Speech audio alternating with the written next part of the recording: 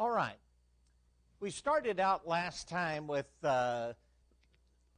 actually finishing with the start of chapter 9, the first two verses. Remember, we're in this part of the second section of Ecclesiastes where you have the words of wisdom. After the point has been introduced about how there is the vanity of all things that are a part of this earthly life, or life under the sun, he then goes into the matter of talking about words of wisdom, what to do, what pursuits are good for life under the sun as we are engaged in this life. This is the part that deals with God's providential interface in life, that He comes to have a place in this life, and we need to understand that not everything happens just by chance. Some of that is going to be present, but there's also going to be a point that God's providence needs to be considered in life. We had noted in this first two verses how that the point had been known that, "For I considered all this in my heart, so that I could declare it all, that the righteous and the wise and their works are in the hand of God." That's how he starts out that point.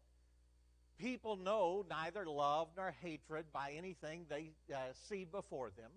All things come alike to all. One event happens to the righteous and the wicked, to the good, the clean, the unclean, to him who sacrifices and him who does not sacrifice. As is the good, so is the sinner. He who takes an oath as he who fears an oath. So, in the point that's being made here in starting out, all men die. They have that one event that happens to them all. They're under the hands of God, and he points out that's so regardless of what they are, whether they're righteous, unrighteous, wise, unwise, all of that, they come under that point of having that one thing happen to them all. All right, now we're ready to start with verse 3. It says, "This is an evil in all that is done under the sun, that one thing happens to all. Truly, the heart of the sons of men are full of evil. Madness is in their hearts while they live. After that, they go to the dead. But for him who is joined to all the living, there is hope. For a living dog is better than a dead lion." Notice that starting point. This is an evil in all that I've seen done where? Under the sun. What does that mean? All right, it's talking about this physical life that we have, the existence in this world. And he points out this one thing, just as the last has to do with death. It's obvious in the point. And as people live in this life, and they go through with the various things that are done, the writer, Solomon, points out the fact there's an evil that happens, that people die, that they're all going to die, but what happens during their life sometimes? Well, truly, he says, the hearts of men are full of evil. The predominant nature, I think the point of it is not that people sin because they have to. That's not what the Bible teaches at all. People sin because they choose to. It is a fact that all sin and fall short of the glory of God. Some come along and they say, well, that means that every man has to sin. Well, am I going to look at it as every man going to sin, given that choice of coming to the age of accountability? Yes, I recognize that. That's so historically that you can recognize that, Old Testament and New. But is that because we were made with some inferior nature, some sinful nature that is there? That's the Calvinistic concept, and that's not at all what's taught in the Bible. This is pointing out the proclivity of life. The fact is, you have a lot of people who do that which is evil.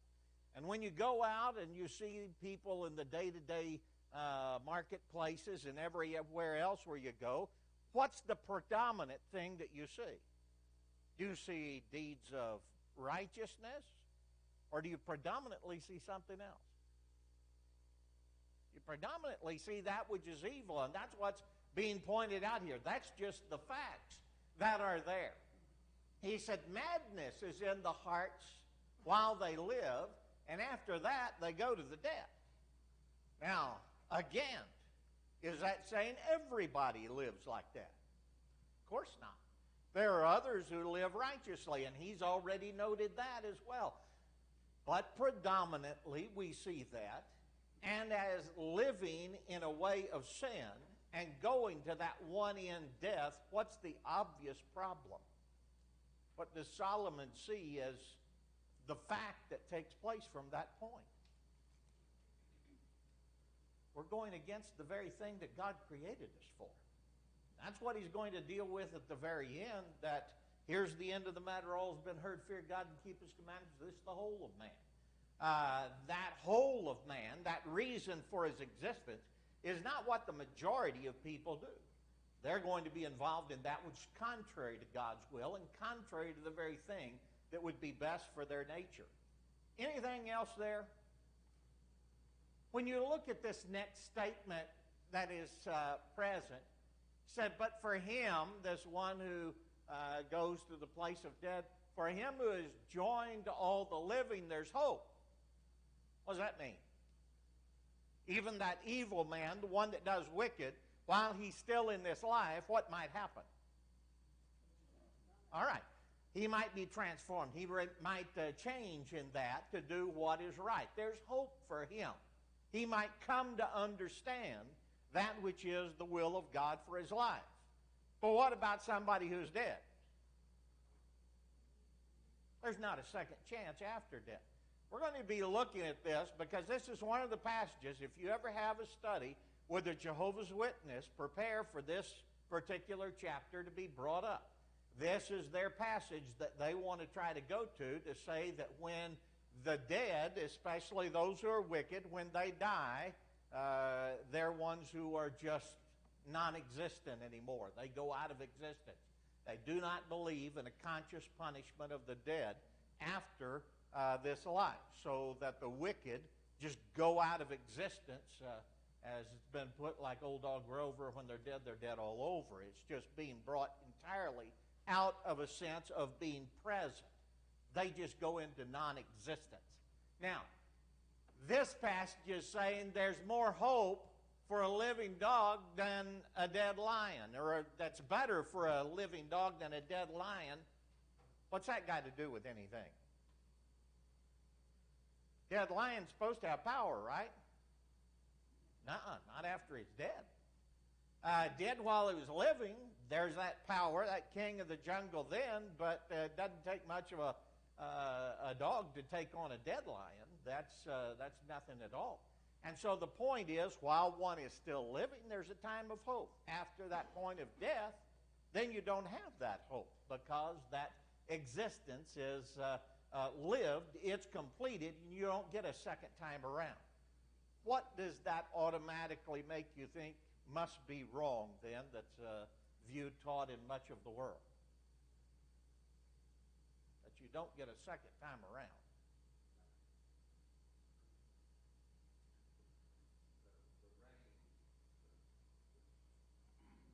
Okay, well, there's one. But I mean that you don't get a second time to live, to come back as in a different form and get it all right. All right, reincarnation. Hinduism, Buddhism, the Eastern religions, almost all would take on the idea of reincarnation. Scripture is replete with that. This is talking about in this life, once you have died, you finish that place. Now, is it talking about what happens after this life? No, it's not. What it's talking about is in this life. And in this life, once that lion is finished, he doesn't come back and get to be a lion again. That's a completed action that takes place there in life under the sun. Anything else? All right, now, verse 5 through 8. For the living know that they will die, but the dead know nothing, and they have no more reward, for the memory of them is forgotten.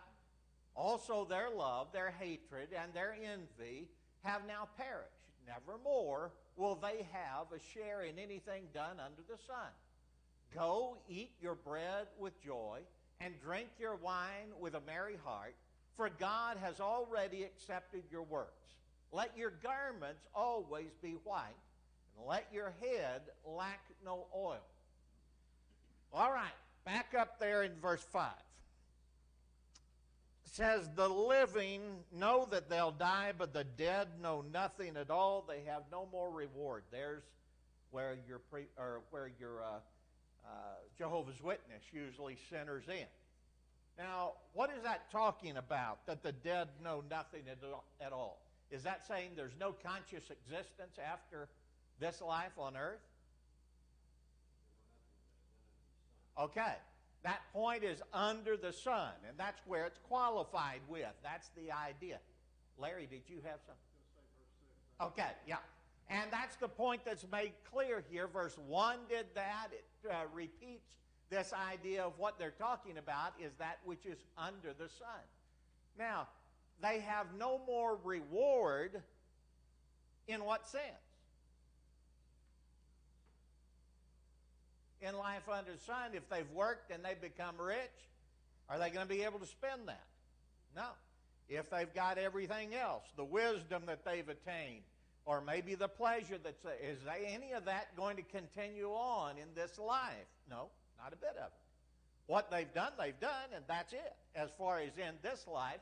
And now there is that which is over. The memory of them is forgotten. How is that so? How's that so? Is the memory of people forgotten? Go ahead. Well, I just was going to say, what's the first and last name of your great-great-grandparents? Yeah, that's right. Asked the high school kids over there about that a few weeks ago. Can any of you tell me your great-great-great-grandparents on your mother's side? You know, and that gets to be one where they scratch the head a little bit. It's obvious that we don't know much about them. Even if we did some kind of genealogical work and we've got their names, we don't know what they were like. There's nothing about having an interaction with them. So there's not a knowledge of those who are dead in that sense. What else, though? How long are even great people that you've looked at, how long are they listened to and seen as great?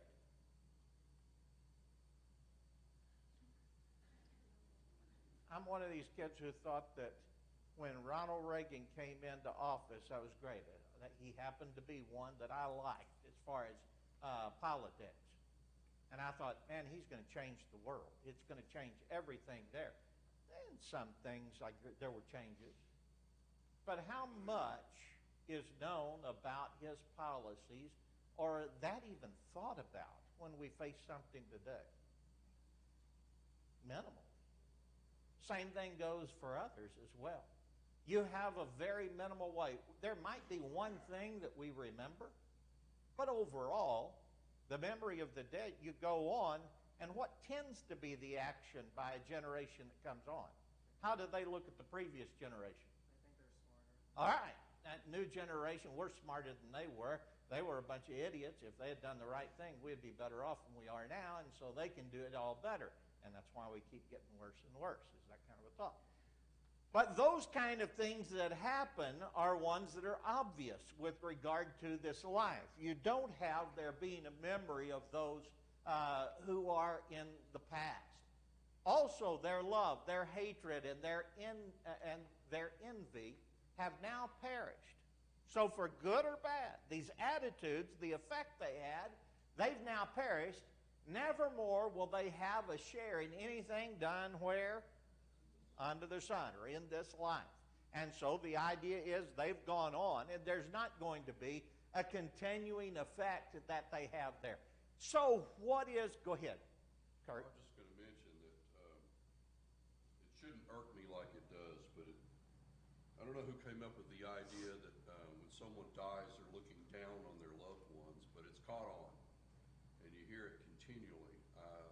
So this is obviously a situation where those that are dead, it doesn't say that they're completely unconscious and out of existence, but it does say that they no longer have anything to do with or knowledge of what goes on here. There's not an interaction with life under the sun, with this world. And that's correct. I hear that sometimes too and wonder where in the world people with a biblical background where they might get that, because the point is there's an existence and a conscious existence. What passage would you turn to? All right, rich man and Lazarus there. There's a consciousness after death. That's obvious. Matthew chapter 22, when Jesus is talking about the resurrection and existence of some continuing effect of someone after the resurrection, obviously there's some continuing life and some continuing sense of sensibility there, but not in interacting with this life. He says, here's what you need to do. You go, eat your bread with joy, drink your wine with a merry heart, for God has already accepted your works. Now, is that saying everything that we do, good or bad, sin or righteousness, God accepts it all, and He's just going to allow everybody to be saved? What's it talking about again? Life under the sun. With regard to what you've done, you've completed your work on this earth once you're out of it. And that's the point that's being done. So what do you need to do? While you're in it, while you're living this life, you do what? You eat your bread, you drink your wine, you have that merry heart, because that's your place for interaction in this life and life under the sun. I might point out again, like we have repeatedly here and also in other studies, the word wine, again, is simply the word yayin. It was a word that had reference to what they had as far as a drink. It could refer to something that was either fermented or unfermented. It's not something that is specific. It certainly is not intoxicating. If you look and you have a,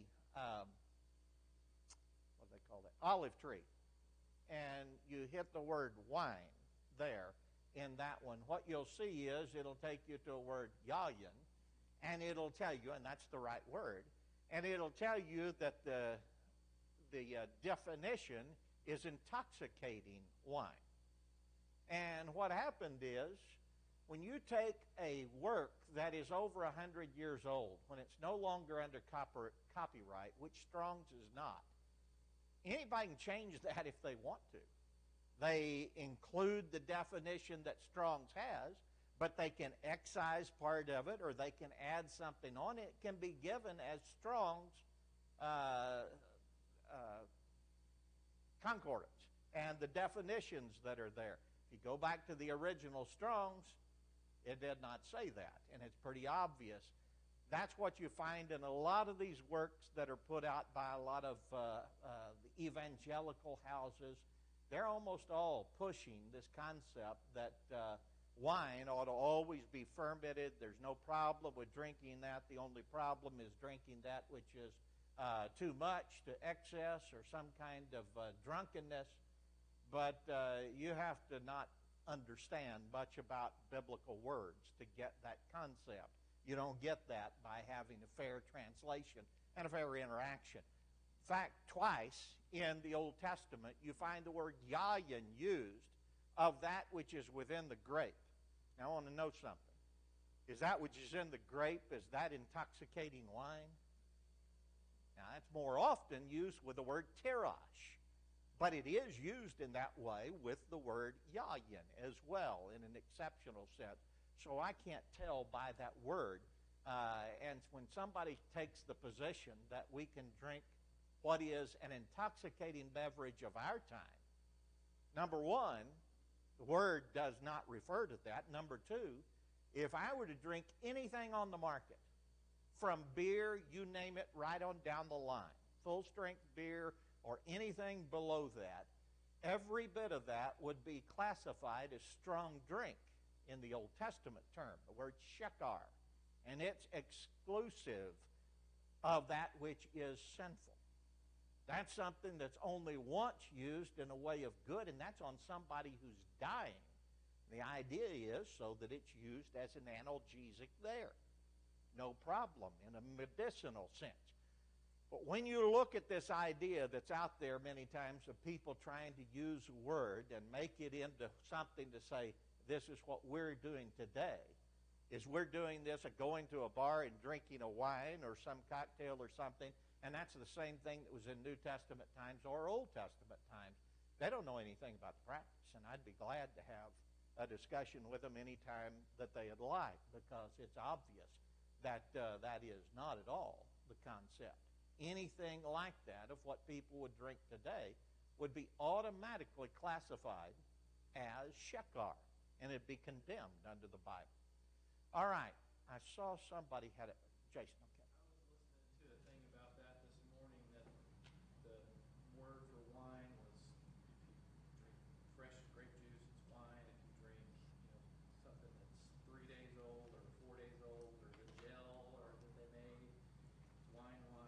Did distinguish, and whenever it did ferment, the maximum alcohol content was 12%. That was the very highest that it possibly could be without being fortified. And at our modern standards, that's a starting point. Actually, when you look at it, that had to be fortified with sugar to get up to 12. 6% is the usual ones given. 8% is if you had some of the hybrid grapes, they had a content of sugar that would allow a maximum of about 8%. And in the Greek word oinos, as it's used, ancient writers very clearly say that you mixed water with that. And the mixture was called oinos, or wine. And typically, right. Typically, 3 to 4 parts water to 1 part of what we would call that wine. The original stuff, well, do your math. That's not anything more than what you would say of a little bit more than 2% at max. And you're going to have some other problems before you have problems with your mind if you drink enough to get drunk off of that. All right. Anything else? Okay. When he talks about this matter of you eat your bread with joy, drink your wine with a merry heart, in other words, you enjoy the things of this life, for God has already accepted your work. Let your garments always be what? White. Does that mean they had a problem with colored garments back then? What does that mean? Do what? Okay. Clean. Why? I mean, think about that. When you look at somebody and they've got a clean, pressed, whatever out there, and they're going into, how do they usually, what's their attitude like? All right, they've got the upbeat. They're going through with that glad heart in that kind of a way. They're going at life with that kind of effort to keep on, and that's going to be something that's brought up from this point as well. How about somebody who's shiftless? Somebody who's lazy, doesn't want to do anything, coming out of bed at somewhere afternoon and coming out in the clothes they slept in. What do they look like? That's why I rarely ever wear white. You look at this, the idea is, look to the ancient peoples and how they would have seen clothing. You see, here's the picture of somebody who's ready to go out and be vivacious in life, to go out and work, to do good, that's anxious to be involved in things that are of right. Here's somebody who's in the vice, and the way that they're approaching life is going to be downtrodden. It's going to be another path. See the point in that? It's just an obvious idea of life under the sun, how you would go about it in a proper way. Verse 9. Live joyfully with the wife whom you love all the days of your vain life, which he has given you under the sun, all your days of vanity. For that is your portion in life, and in the labor which you perform under the sun. Whatever your hand finds to do, do it with your might. For there is no work or device or knowledge or wisdom in the grave where you're going. That point is what we were looking at just a minute ago. Whatever you're going to do, you do it with what? With all your might. What does that mean? It's another way you would express that. All right. Do it with everything in you. In the New Testament, there's a statement with regard to those who are servants, that they serve not as men pleasers, but as unto the Lord. In other words, they do it as if their service wasn't toward a master in this life, but their master in heaven, and that they treat others in that way and live in that kind of fashion. That's the point. You do this with all of your might. Let me back up here, though. Live joyfully with the wife of your youth, whom you love all the days of your vain life. What does that imply? Live joyfully with the wife of your youth.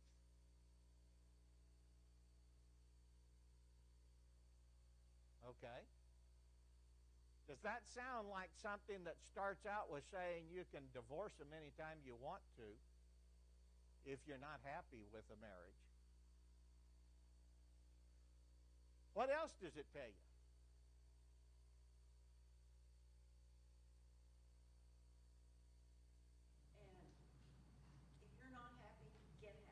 Yeah, you're the one that needs to be joyful. And that's not her responsibility. That's yours. The same thing could go on the other side of that. That there is a way that you want to do that. I remember hearing one time an older preacher when I was just a young guy, and he was talking about helping a young couple who was having problems, that they were ready to just split, go different ways. And the man was saying, I just don't get anything from this marriage. I'm just sick of it. I'm ready to go. And he said, well, what does she feel like? And he said, I think she feels the same way. Well, he said, well, if you do it right now, it's not going to bother her. She's going to be glad you're gone. He said, tell you what, why don't you bring her flowers about every week? And why don't you do these kind of things? He says, wash the dishes, every other night. And take care of things for her. Go and just take her out. He said, why? And he says, well, you want her to miss you when you're gone, so you get this going, you see. And after he did that a while, the guy says, okay, now you're ready to take off. He said, what are you talking about? He was enjoying this relationship now. A lot of that kind of thing, of enjoying a relationship, I know some of it will not work. The other person is not ready to respond to that. But in cases where there is a person that has a quality that they should have been the one you picked in the first place of that kind of a quality, typically that's going to be something that they respond to. And the more you give, then the more there's going to be a response that is of a joy in that. To live joyfully with the wife of your youth is something I think you need to look at in life. When we look at people and we see them getting divorced and remarried repeatedly through life, what kind of a life are they living? Are those second, third, fourth, fifth, sixth marriages really good ones? Typically? Typically, what's happening? They're multiplying their mistake. I heard somebody say they had a bad picker-outer, that they had been married 6 times and got the wrong guy every time. Well, at some point in time, I got to figure out something's wrong with me too, not just my picker-outer. If we have that kind of a desire to live joyfully with that one, to see what the good was, and to work that, to try to make that one in some way better in their life, because we can help them to do. That's what love ought to be. That it's a desire to help that other person more than self. And when you have a man and a woman wanting to do that, what kind of marriage will you have?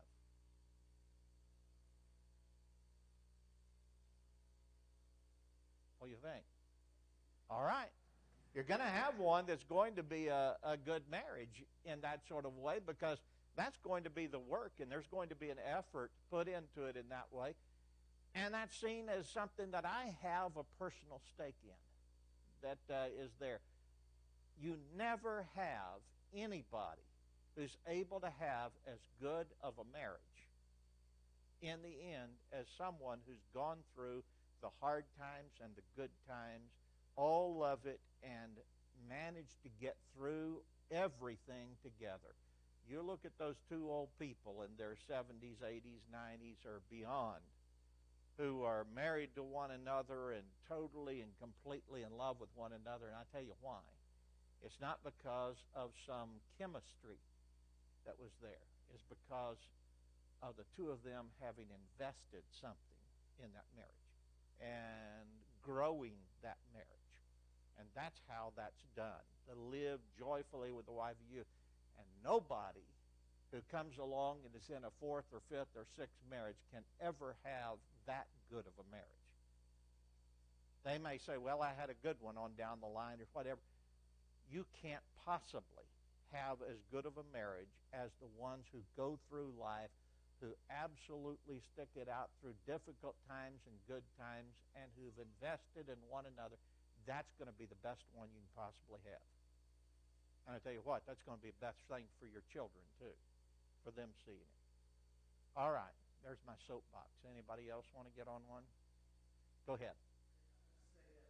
I think this goes back to Ecclesiastes chapter 2, right? And Solomon seems to be focused on himself.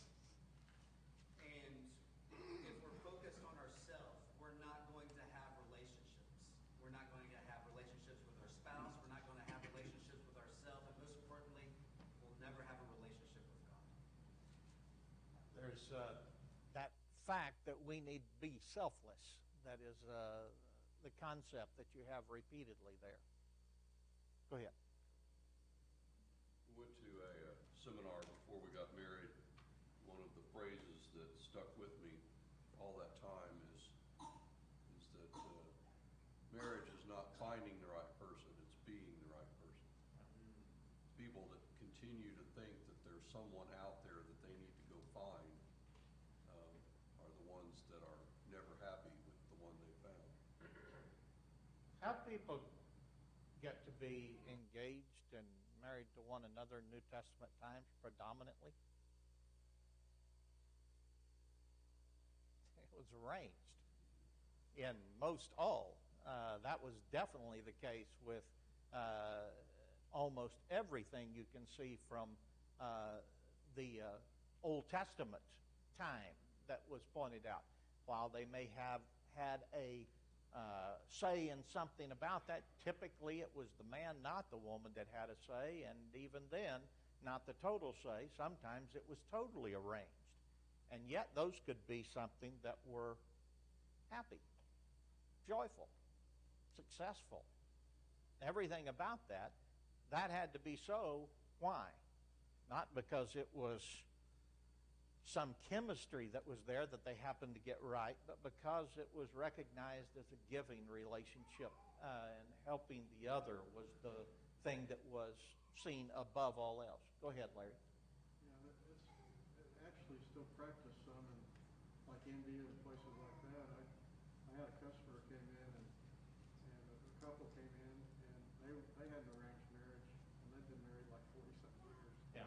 You know, till they loved each other. I've noticed something. Arranged marriages were more the norm in the Philippines in my generation, and now they're more what the kids are choosing. And in those marriages being chosen, the divorce rate's astronomical. In the ones where they were chosen for them, it was arranged. I've never even seen yet a divorce of an arranged marriage of people that are my age over in the Philippines. I've yet to see one that ended in a divorce. I'm not saying there's none there, but I just haven't seen it. And it's obvious that that's not just a matter of looking at some chemistry or something like that. All right, anything else there? Now, in verse 11, I returned and saw under the sun that the race is not to the swift, nor the battle to the strong, nor bread to the wise, nor riches to the men of understanding, nor favor to the men of skill, but time and chance happen to them all. For man also does not know his time. Like fish taken in a cruel net, like birds caught in a snare, so the sons of men are snared in an evil time when it falls suddenly upon them. Are there some things that God has determined and he caused them to happen by his providence in this world? Yeah. I can see cases like that. I can recognize, for instance, Judas went and committed suicide after doing what he did of betraying the Lord. That was prophesied in the Psalms. So I know there's some of that happens, that the Lord knows some of these things taking place. Does he cause things to happen in this world to bring about something for his good? I know that too. James chapter 5 teaches that with regard to the rain that came and the time when drought came. So you have that. Do I also know that the devil has some ability to bring about problems into life? Yeah, sometimes that was so with Job. But now I also know there's a third thing that I've got to add into that. And that is time and chance happen to them all. Now, can I tell the difference which one's which? No. Not minus the revelation from God.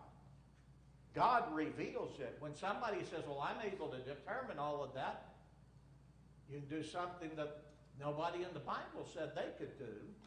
Only what was seen by God revealing it do we know. But I know that at some points in time, I can do everything possible to make a successful conclusion to an endeavor, and it be a disaster. Why? Because that's what it says. The race is not always to the swift. Bread is not there always to the wise. It's not always that riches go to men of understanding. Some people are just flat lucky in the way that it happens on things. Some aren't. Some may be blessed in some things. But I can't tell the difference in those to be able to determine what was the behind the scenes. What I need to accept. Things are like this in life. If I don't recognize that time and chance happen to them all, that sometimes I can do everything possible to try to bring about success and yet fail drastically, what's going to be my attitude in life? On the one hand, there's always, well, I'm not sure what to do. I thought I did good, but I didn't, and I ended up with this, and so there's this doubt, and it gets to inaction. Or what's the other side that comes along?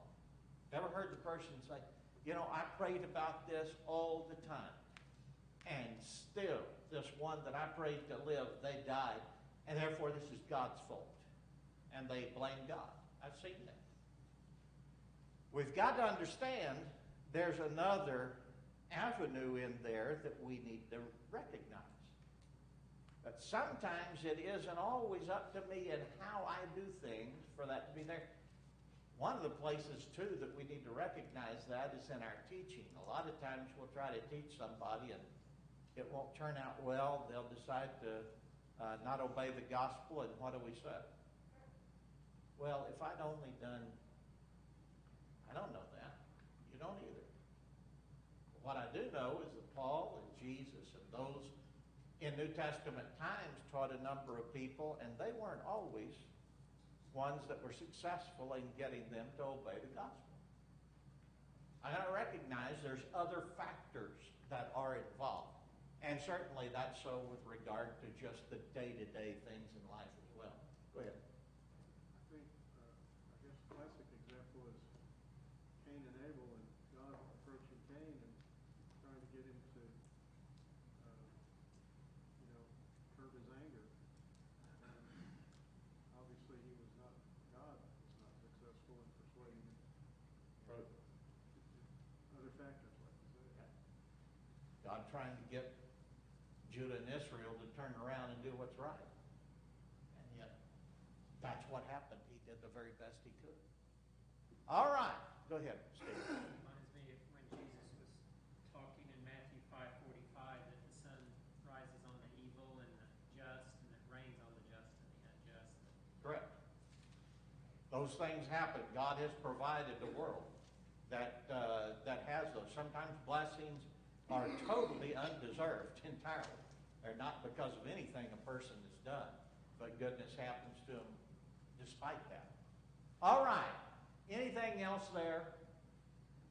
The idea, too, that I think, forgot who it was, I think it was Kirk that said something about knowing what's going on in this world. I hear a lot of people say, well, it was just his time. Well, again, think about what this says in verse 12. For man also does not know his time. Like a fish taken in a cruel net, like birds caught in a snare, so the sons of men are snared in an evil time. I don't know when I'm going to die. Are there some cases that may be of God's providence? Maybe. Are there some cases that may be something? Yep. But I can't say all of that is the sense that somehow there is a predetermined time. That's Calvinism. It's the idea that everything is predetermined. Calvin had the idea that for God to be sovereign, God to be full in his rule, he had to be able to have predetermined everything that happens right down to the most minute one, and for that not to be able to change at all. One of Calvin's points I've got in his books of Institutes, he talks about the fact that every leaf of every tree, God has determined for all time when those leaves would fall from it and hit the ground, and it couldn't vary by that at all. Well, now that's predestination, an arbitrary predestination. And that's not what the Bible teaches.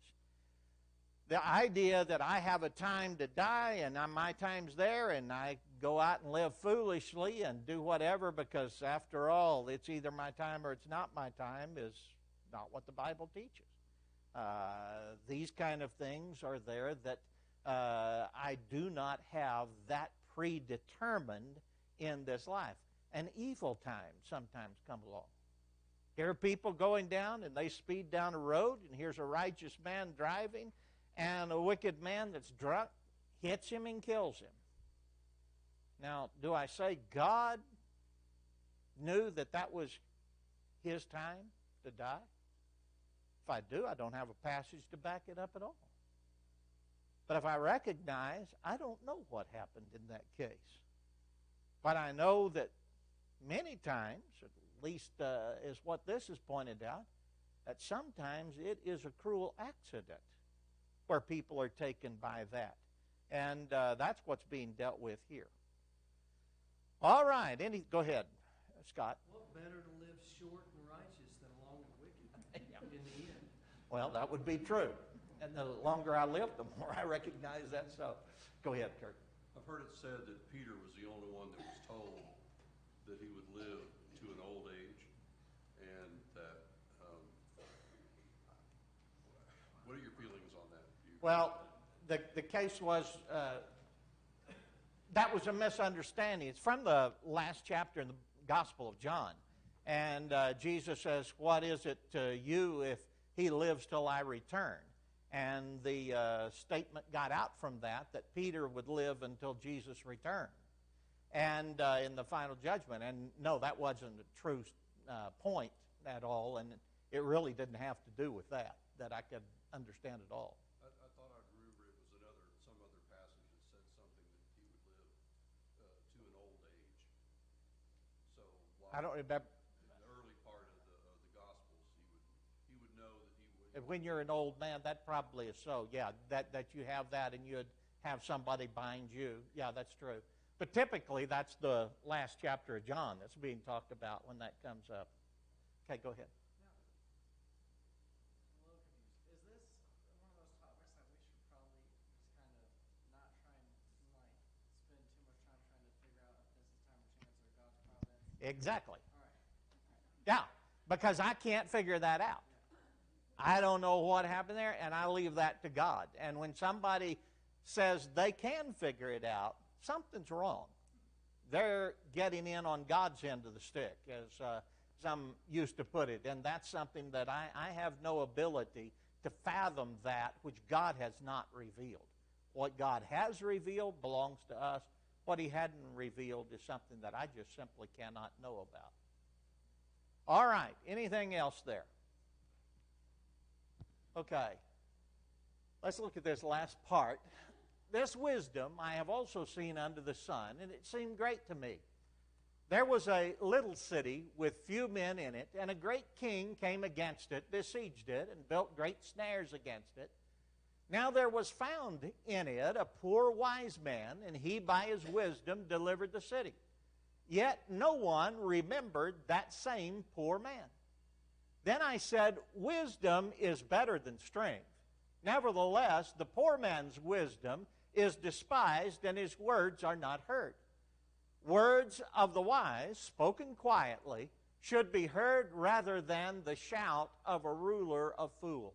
Wisdom is better than weapons of war, but one sinner destroys much good.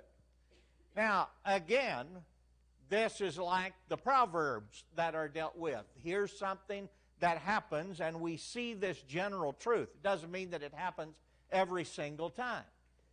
Here's some king that comes against a city, and the ruler of it is not prepared. He isn't all that wise, and so he's not going to be able to deliver it.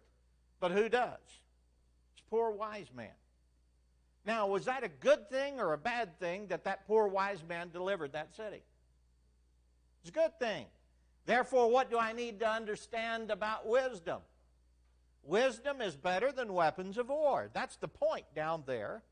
That wisdom had an effect. It was good. But is that wise man who was a poor man, is he going to be remembered as much as it would have been if he was a rich wise man and had that power and that place of grandeur? Nope, probably not. Because why? That's the nature of humanity. The one who has that wealth or power is set up on a plateau. That poor man is not remembered as much. Does that always happen? No. But it happens a lot. We recognize that in that kind of a distinction, those who are given to wisdom and poverty, people, just because of their ability, aren't always given the credit that they should be given. Here's somebody who can toot his own horn and have a lot of PR and everything else done for him. That guy's going to get more of this accolade than that poor man is. That's just the nature of this world. And as you get a little older, you recognize that's how it goes. We see that. Now, is that saying that's a good thing? No. Didn't pointing out that's a good thing. But it is. It's the reality. And that's part of what he's talking about in life under the sun. Life under the sun isn't always about what it should be, or you wish it was, or what it ought to be. It is what it is. And we've got to learn to accept that at times. All right, anything else there?